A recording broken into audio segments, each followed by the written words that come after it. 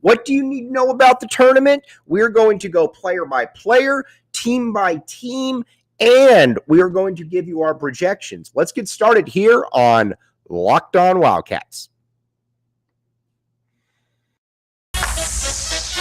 You are Locked On Wildcats, your daily podcast on the Arizona Wildcats, part of the Locked On Podcast Network, your team every day.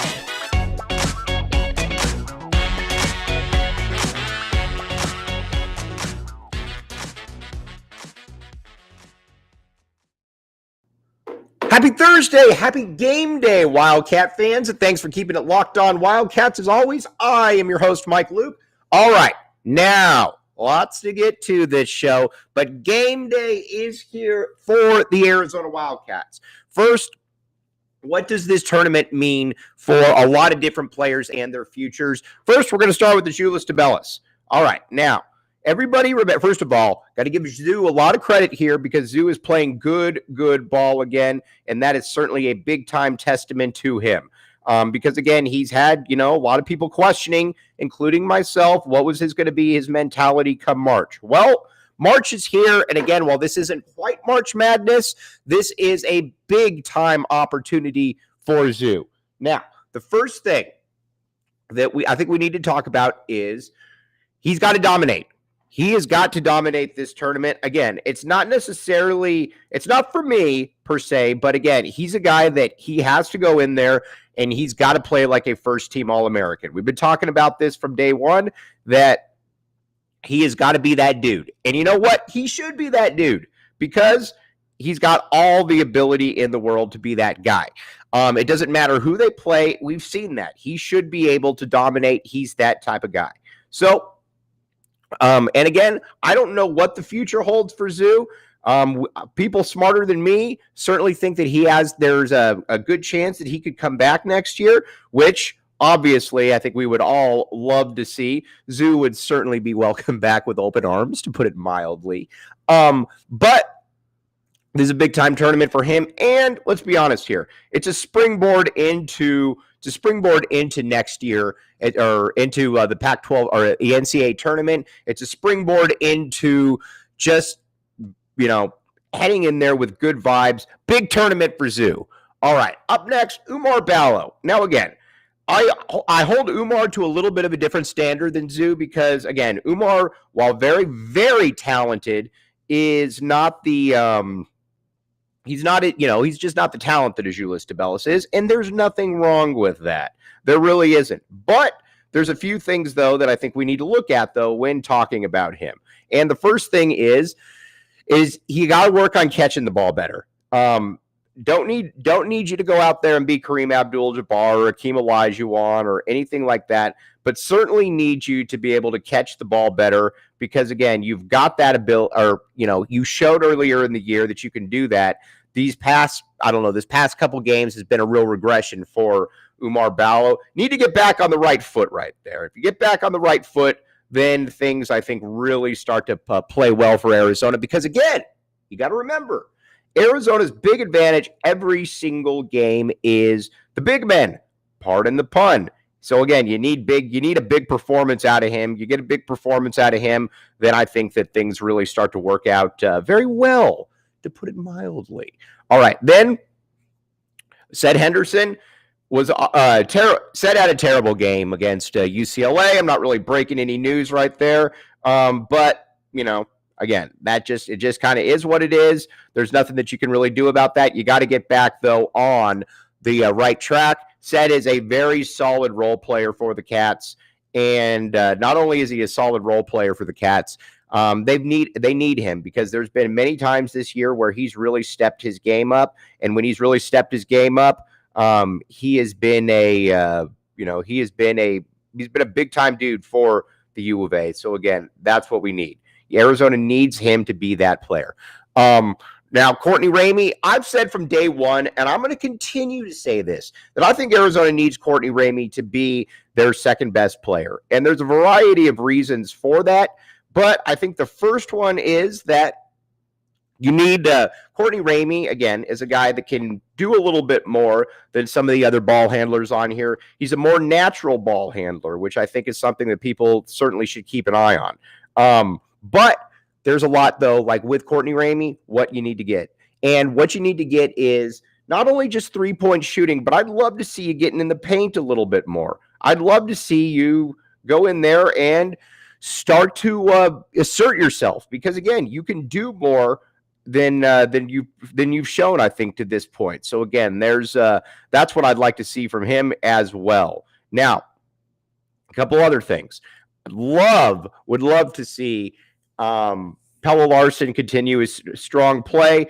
Again, I don't expect Pelle to be a star, but Arizona needs Pelle to be one of its 3 or 4 best players here. I think that is probably going to happen. Now, when it comes to Kerr Kriisa, I think with Kerr, you kind of know, and this isn't a diss, but I think with Kerr, you kind of know that, what you see is what you're going to kind of get. You're going to get some good shooting, but at the same time, you're going to get, some good passing, but at the same time, you're going to get some fairly average shooting, some fairly average defense. And I think that's just something that is going to, that's just going to be the case. That's just what's going to follow him, I think. And then, let's see, Kylan Boswell, continue to ball, dude. You've been absolutely fantastic. Everybody out here, I think, is a big fan of what you've been doing. Arizona needs him to continue to be that guy. He can be that guy. And again, talk about a springboard to next year in a big way, because again, he's going to be given the keys. I don't know in what manner he's going to be given the keys to the castle, but he's going to be given the keys to the castle. Keys to the castle, keys to the Ferrari, keys to the Lambo, you name it. Kylan Boswell's got the keys to those things. But that's kind of where you're at. I'd love to see the Peaks get some run, but I don't think the Peaks are going to be playing a ton. But again, the secondary Peaks. But as you all know, and we've talked about this many, many, many times, that the Peaks do their work in practice. The Peaks work is not the backup Peaks work is not unnoticed on this show. All right, now let's look ahead then. Talked about this a little bit yesterday, but I believe that there's 5 teams that can win the Pac-12 tournament. We talked about, we're just going to talk a little bit about the problems that they pose for Arizona, not necessarily a breakdown, and how Arizona can counteract those. First, you got UCLA. UCLA is the favorite to win the conference. Even without Jalen Clark, which surprised me a little bit. That one surprised me a little bit. I didn't necessarily think that. Just didn't necessarily see that one happening. But they did. They are the favorite. UCLA can attack Arizona because, again, Tiger Campbell is a problem for anybody at the U of A, and and he's certainly shown that over the years. And Jaime Jaquez, Arizona's done a fairly good job on Jaime Jaquez. So that's something that you need to keep an eye on as well, because again, done a pretty good job right there. With the rest of the squad, it's kind of a lot of mess. Again, Mick Cronin's done a very, very good job with this team, but at the same time, UCLA, especially without Jalen Clark, is very, very beautiful, or very beautiful, very beatable. So then you got USC. Talked about this yesterday again. What they provide for you is they provide length, especially when you got Big Vince up front. Big fan of Big Vince on this show. Vince Iwuchukwu, think he's going to be one of the best players in the country next year, one of the best big men in the country. There, I said that, 100% believe that as well. But you also got a bunch of different things in play right here, though, with the Wildcats, with USC, with Vince Iwuchukwu. Joshua Morgan up front, another guy that can block some shots. Joshua Morgan is a player that you got to be able to, you got to account for offensively, because he can be there on the other side of the ball. I'm not worried about him scoring much on offense, but if you're on the offensive side, if you're Arizona, you got to be prepared for him, because he can block some shots, and we've seen that many, many times before. Now, some other guys then to certainly keep an eye on then. Boogie Ellis, Drew Peterson. I don't know what Arizona, I would imagine, is going to put Kylan Boswell on Boogie Ellis. I think that he would be in the game early at that point. So there's that. Then you got Oregon. I thought going into the year, Oregon was going to be fantastic. They are not. Yes, they have a bye, but anybody that's watched Oregon this year knows that this really isn't. This isn't a team that I don't think really scares anybody. They're dysfunctional. Now watch, they're going to go on a run right here. But N'Faly Dante is fantastic. After that, whatever. Then ASU. The problem with ASU is that they're going to have to go through the gauntlet.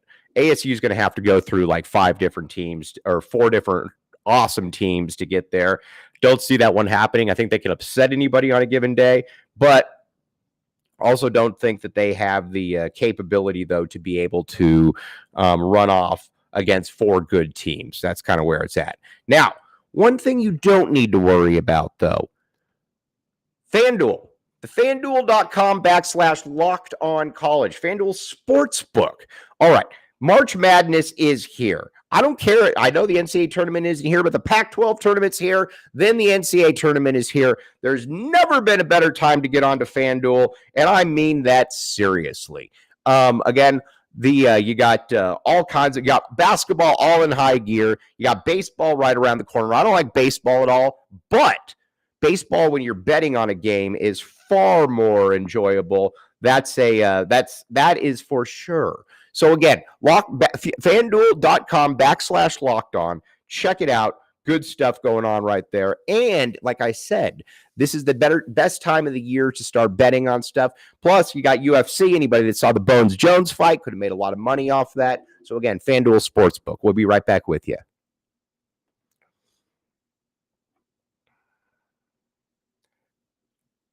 Thanks for keeping it locked on, Wildcats. I am your host, Mike Luke. All right, now let's talk about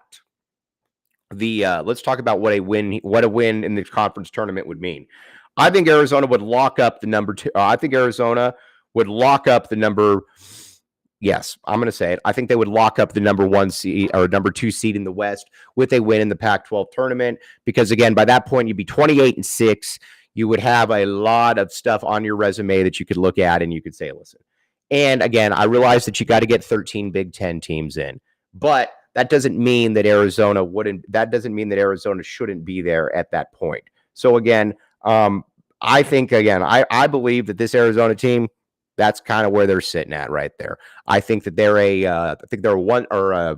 have everything to play for. I don't think they drop below a 3. But when you become a 3, then you can be shipped out anywhere. You can be shipped off to Poughkeepsie or, someplace like that. You don't want to be shipped off to Poughkeepsie. So again, you take care of business here, which I'm a little surprised Arizona isn't the favorite to win the conference tournament, mainly because I think UCLA without Jalen Clark is a totally different animal. But again, I've been wrong in the past, but I would back the A on this one. I would pick Arizona to win the conference tournament. But a win would be huge, huge, huge for the Wildcats right here. Obviously, we'll be back with you tomorrow, breaking everything down that happened. But also, again, got to give some kudos here to Tommy Lloyd. Talked about this a little bit the other day, but what he's done with this squad has been fantastic. You watch this Wildcat team, and again, this isn't meant to bag on the players because they're good. But you look at him, and you've got Azuolas Tubelis. He's a star. But after that, everybody else is kind of a role player, and that is that's just kind of is what it is. That's not a diss towards anybody. But they're just kind of it's just kind of the way it is. And Lloyd, I thought going into the year that this team would probably be somewhere between 17 to 25. Lloyd has got this team outperforming that expectation considerably. And again, that is a big tip of the cap to Tommy Lloyd right there for what he's been able to do. I know a lot of people get frustrated with right now with the tough losses here, tough losses there. Yes, but again, when you have a team with 1 star and a bunch of role players, you're going to be vulnerable at times. I hate to say it. That's just the way it is, and there's nothing wrong with that. Now, so again, I think Arizona is going to win the Pac-12 tournament right here. Big, very, very excited. Now, what? Looking ahead though a little bit, looking ahead to the NCAA tournament. What are the kind of teams you want to avoid? What are the teams you want to play? We'll be talking about that here in a second. You're listening to Locked On Wildcats.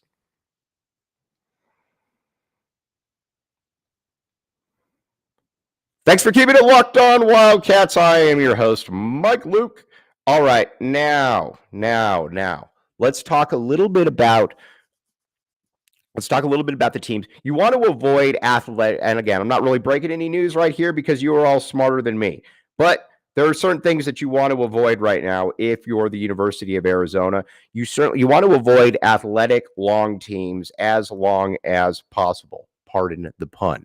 Teams like Houston, no go. You don't want to play teams like that. Again, you're going to have to end up playing those teams. Those are teams. You don't want to play Arkansas in the first round. You don't want to play Arkansas in the second round. Those are the type of teams. Teams that are long, teams that can get up on you. Because, again, Arizona, the one thing, they struggle a little bit with pressure. Again, I don't know why teams haven't pressured them all season. I get the argument about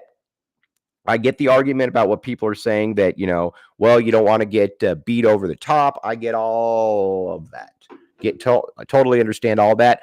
But at the end of the day, though, Arizona's offense is so good a lot of times in the half court that you're going to get beat anyway. And again, I don't know why teams don't pressure them more, but who knows? That's something but that's a team like Houston, a team like Arkansas, physical athletic teams. Those are the squads. Now, you might say to yourself, Mike, enough of the negativity. Who would you like to see Arizona? Who would you like to see Arizona play? Every Big Ten team. The more Big Ten teams in, the better. These teams stink. They're slow, they're plodding, and every single year they're going to get 10 teams in, and guess what? They are all going to get bounced in the first round or the second round. This happens every year. Then we act surprised when it actually happens. And that's, I think, where the problem is with a lot of these people. But again, those are the teams. I have no fear of playing Northwestern or Wisconsin or Illinois or any of those teams, whatever, bring it. Purdue, same thing. Zach Edey's obviously really good, and then it's a bunch of limited dudes. Those are the teams that Arizona, I think, matches up very well with. And quite frankly, if Arizona was in the Big Ten, I think that they would have run away with that conference because I think that conference stinks. Again, it still baffles me that they have so many teams that have gotten into the tournament, but I guess, people that make more money than me certainly put them in there, but I do believe it's a massive hype job right there. Those are the teams, though. If you're Arizona, want to play teams like that, you have no fear about teams like that. But, again, Arizona is also one of about, 15 to 20 teams that can cut down the nets, to be honest. They can cut down the nets, and they can also lose in the first round. That's, I think, where I think some people are little rightfully thrown off to a certain degree. But again, that's what this is all about. You look across the country right now, every single team has head-scratching losses where you're like, wait a second. You played like this one game, and then you played like that the next game. That's what people don't get, and I think that's where people are a little bit thrown off, then, to put it mildly. Now, where Arizona is right now, though, you've got to look at it and you got to say to yourself,